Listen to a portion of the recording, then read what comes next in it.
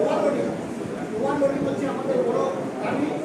Second দাবি হচ্ছে আমাদের পুলিশ ডাক পার্টি এবং সিভিক পুলিশের হয়রানি বা হ্যারাসমেন্ট। থার্ড হচ্ছে আমাদের যে টোল গেটগুলো করেছে, এই যে টোল গেটগুলো করেছে, এই যে টোল গেট অবৈধ টোল গেট যেগুলো করেছে তার থেকে 236 টাকা যেটা প্রপার লোডের গাড়ি থেকে নিচ্ছে, ওইটা নেওয়া চলবে না। আর ওই টোল ব্রিজ থেকে আমাদের ওভারলোড গাড়িগুলোকে যথাসম্ভব কেস এবং ফাইন করে 113, 114 মেনটেন করতে হবে। নিশ্চয়ই আমরা যেটা জেলা শাসককে দিয়েছি, আমরা মাননীয় জেলা শাসক মহাশয় বীরভূমকে আমরা দিয়েছি, সঙ্গে আমরা আত্মীয় সাহেবকেও দিয়েছি, সঙ্গে পরিবহন মন্ত্রীকেও এটা দিয়েছি, ওনাদের জানিয়েছি বিষয়টা। তার সম্মুখীন এখনো আসেনি। আচ্ছা।